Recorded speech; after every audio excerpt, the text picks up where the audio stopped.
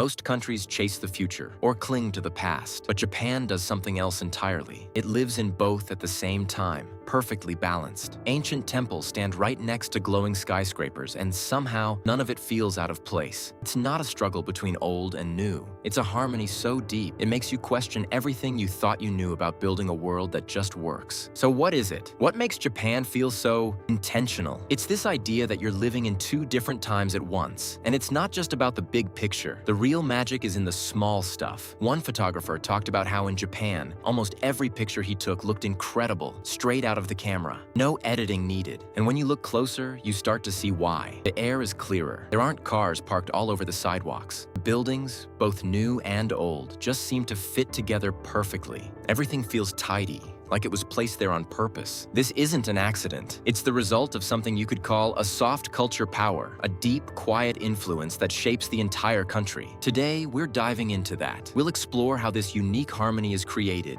from the glow of city lights to the silhouette of Mount Fuji, and try to understand what makes it all just work. So, what's the secret? How is this feeling of harmony actually built? It starts with a simple but powerful idea: intention. Everything you see is designed with a purpose. Think about taking a picture. One person who moved to Japan from India said that almost every photo they took looked incredible, right out of the camera. The lighting, the colors, the composition, it all just seemed to work effortlessly. But it's not effortless at all. It's the result of countless tiny decisions. For example, look at a typical city street. What's missing? You don't see cars parked all over the sidewalks, cluttering up the view. This is a deliberate choice in many areas. It creates clean lines and open spaces, making the whole city feel more like a place for people, not just for traffic. And it's not just the big things. The streets are almost always spotless. This isn't just about being tidy. It's about respecting the shared space. When the background is clean, everything in the foreground just looks better. This philosophy extends to the buildings themselves. You can have a sleek, modern skyscraper standing right next to a temple that's hundreds of years old, and somehow they don't clash. They complement each other. The architecture is often designed to frame nature, not fight it. Windows are placed to capture the perfect view of a garden. Colors are chosen to blend in with the surrounding landscape. It's why you see so many stunning photos of a red temple gate perfectly framed by cherry blossoms, or a modern building with a clear view of Mount Fuji. Those views aren't accidents. They're engineered. And this mindset isn't reserved for grand structures or famous landmarks. It's in the most ordinary places. One writer, Matthew David, pointed out that even convenience stores like 7-Eleven or Family Mart have a certain appeal. They're designed with the same care and attention to detail as everything else. From the way products are arranged to the clean, simple layout, there's an underlying intention. It's this deep, quiet focus on getting the little things right that adds up to something huge. Nothing is treated as an afterthought. Every curb,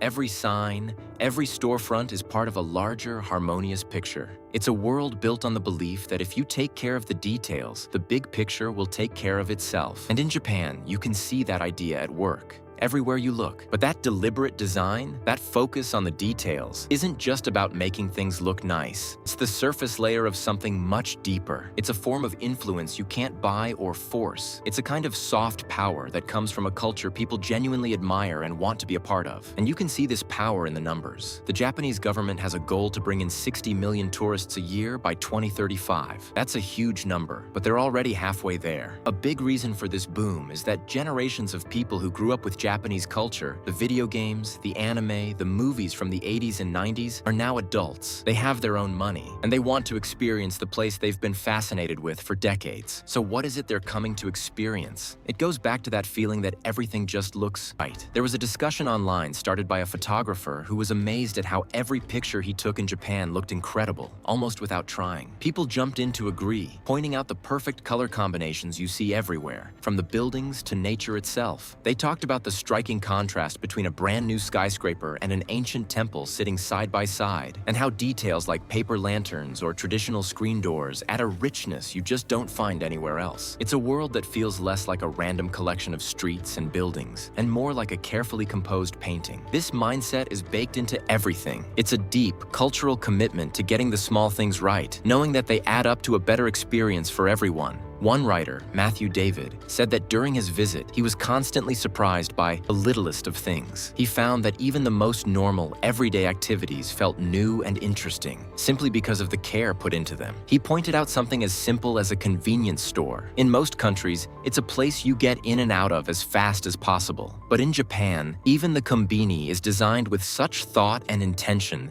that it becomes a genuinely pleasant, even beloved part of the daily routine. This is the cultural code in action. It's a belief that nothing is too small or too mundane to be done well. It's a quiet, powerful promise that no matter what you're doing, whether you're visiting a sacred shrine or just buying a snack, you're in a place that respects your time and your attention. And that feeling is what draws millions of people in, year after year. This feeling of respect, this deep intentionality, comes from a unique way of looking at time itself. One visitor put it perfectly when he said that being in Japan is like living in the past and future simultaneously. And once you hear that, you start seeing it everywhere. It's in the big things, of course. You'll be walking down a street in Tokyo, surrounded by gleaming modern skyscrapers that touch the clouds. And then, right there, nestled between them, is a quiet wooden shrine that's been there for hundreds of years. It's not weird. It's not out of place. It just belongs. This isn't an accident. It's a choice. The past isn't something to be torn down to make way for the new. It's something to be lived with, to be woven into the fabric of today. You see it in the smaller details too. The warm glow of traditional paper lanterns hanging outside a high-tech electronics store. The beautiful, flowing characters of Japanese writing on a digital billboard. Even the people you see on the street reflect this. You might see a woman in a beautiful traditional kimono, texting on the latest smartphone. It's this amazing mix of culture that feels so alive. There's a deep love for retro things, for pop culture and geek culture, right alongside a profound respect for ancient traditions. Nothing has to be pushed aside to make room for something else. It all just coexists. This creates a feeling you don't get anywhere else. It's a sense that everything is new, yet grounded in something ancient and solid. The past isn't a memory here. It's a living, breathing part of the present. And the future isn't a scary, unknown thing. It's an exciting promise being built on a foundation of tradition. This is the harmony Japan is built on. It's not just about making things look good. It's about a deep cultural belief that you can innovate without forgetting who you are. You can race towards the future